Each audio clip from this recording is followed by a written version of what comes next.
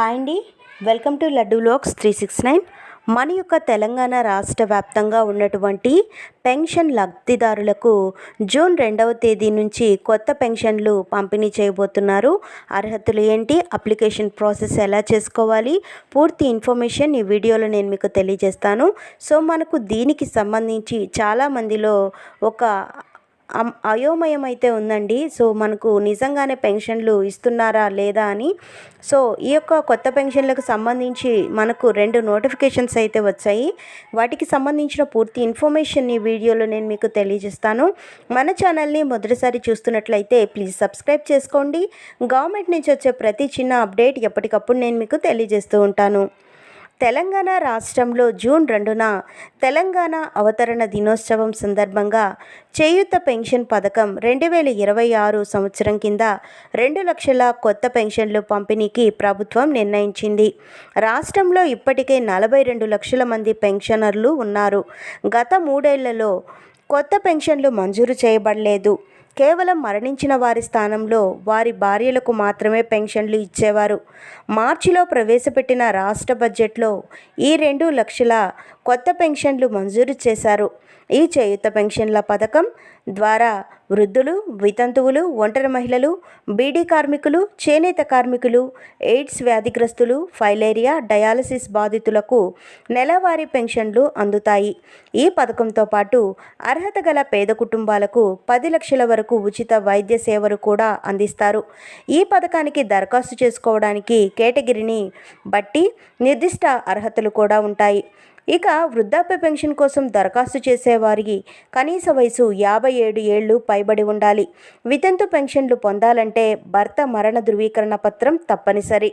ఒంటరి మహిళలు 18 ఏళ్లు నిండి కుటుంబం నుంచి ఎలాంటి మద్దతు లేని వారై ఉండాలి. వికలాంగులు కనీసం 40% లేదా అంతకన్నా ఎక్కువ వైకల్యం ఉన్నట్లు ప్రభుత్వ వైద్య అధికారులు సర్టిఫికేట్ను సమర్పించాల్సి ఉంటుంది. సో దరఖాస్తు కోసం అర్హులైన వారు కొన్ని ముఖ్యమైన పత్రాలను కూడా సమర్పించాల్సి ఉంటుంది.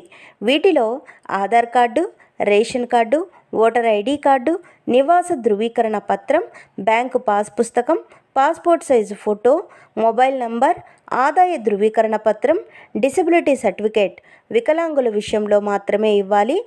ఎవరైతే వితంతువులు ఉంటారో వారి యొక్క భర్త యొక్క డెత్ సర్టిఫికేట్ అనేది ఇవ్వాలి. వైద్య ధృవపత్రాలు వ్యాధిగ్రస్తుల విషయంలో ఈ యొక్క ధృవపత్రాలు అనేది ఇవ్వాలి. సో చేయూత పెన్షన్లు ఆఫ్లైన్ విధానంలో దరఖాస్తు చేసుకోవాలి. ముందుగా సంబంధిత కార్యాలయం నుంచి అప్లికేషన్ అనేది ఫారంను తీసుకోవాల్సి ఉంటుంది.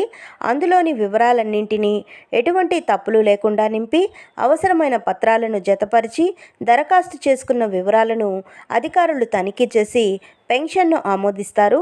ఆ తర్వాత ప్రతి నెల పెన్షన్ మొత్తం లబ్ధిదారుల బ్యాంకు ఖాతాల్లో జమ అవుతుంది. సో వివరాల కోసం చేయూత.తెలంగాణ.gov.in వెబ్సైట్ను మీరు సంప్రదించినట్లయితే కనుక మీకు ఈ కొత్త పెన్షన్లకు సంబంధించిన పూర్తి డీటెయిల్స్ అనేది మనకు రావడం జరుగుతుంది. అలాగే మనకి ఇంకొక అప్డేట్ కూడా వచ్చింది అన్నాను కదా, అది కూడా సేమ్ ఇలాగే ఉంటుందండి. సో మన యొక్క తెలంగాణ రాష్ట్ర అవతరణ దినోత్సవాన్ని పురస్కరించుకొని జూన్ 2వ తేదీన చేయూత పథకం కింద కొత్త పెన్షన్లు పంపిణీకి రాష్ట్ర ప్రభుత్వం శరవేగంగా ఏర్పాట్లు చేస్తున్నట్లు తెలుస్తుంది. ఇందులో భాగంగా జిల్లాల వారీగా అర్హులైన లబ్ధిదారుల జాబితాను సిద్ధం చేయాలని రాష్ట్ర పంచాయతీరాజ్ గ్రామీణాభివృద్ధి శాఖ బుధవారం అన్ని జిల్లాల కలెక్టర్లకు స్పష్టమైన ఆదేశాలను కూడా జారీ చేసింది. రాష్ట్రంలో మనకు 42 లక్షల మందికి పెన్షన్లు ఇస్తుండగా గత 3 ఏళ్లలో ఎలాంటి పెన్షన్ ఇవ్వలేకపోవడంతో ఇప్పుడు ఈ నిర్ణయం అయితే తీసుకున్నారు. సో 10 లక్షల మంది కొత్త పెన్షన్ల కోసం దరఖాస్తు చేసుకుని ఎంతో కాలంగా నిరీక్షిస్తున్నారు. ఈ నేపథ్యంలో రాష్ట్ర ప్రభుత్వం మార్చిలో ప్రవేశపెట్టిన బడ్జెట్లో 2 లక్షల కొత్త పెన్షన్లు మంజూరు చేస్తూ నిర్ణయం అయితే తీసుకున్నారు. ఈ కొత్త పెన్షన్లను మనకు జూన్ 2వ తేదీన పంపిణీ చేస్తున్నట్లుగా తెలియజేశారు. మన యొక్క తెలంగాణ రాష్ట్రంలో ఉన్నటువంటి వృద్ధులు, వితంతువులు, ఒంటరి మహిళలు, బీడీ కార్మికులు, చేనేత కార్మికులు, ఎయిడ్స్ వ్యాధిగ్రస్తులు, ఫైలేరియా, డయాలసిస్ బాధితులకు నెలవారీ పెన్షన్లు అయితే ఇవ్వడం జరుగుతుంది. సో మన యొక్క తెలంగాణ రాష్ట్రంలో ఉన్నటువంటి వీరందరికీ కూడా 2 లక్షల పెన్షన్లను మంజూరు చేయడానికి మన యొక్క తెలంగాణ సీఎం రేవంత్ రెడ్డి గారు అయితే ముందుకు వస్తున్నారు. సో మనకు ఎవరెవరు అర్హులో వారందరూ కూడా డాక్యుమెంట్స్ అనేది రెడీ చేసి పెట్టుకోండి.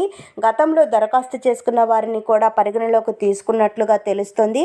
సో ఇంకా డాక్యుమెంట్స్ ఎవరైనా ఇవ్వాల్సి ఉంటే ఆఫ్లైన్ ద్వారా ఈ డాక్యుమెంట్స్ అనేది ఇవ్వాల్సి ఉంటుంది.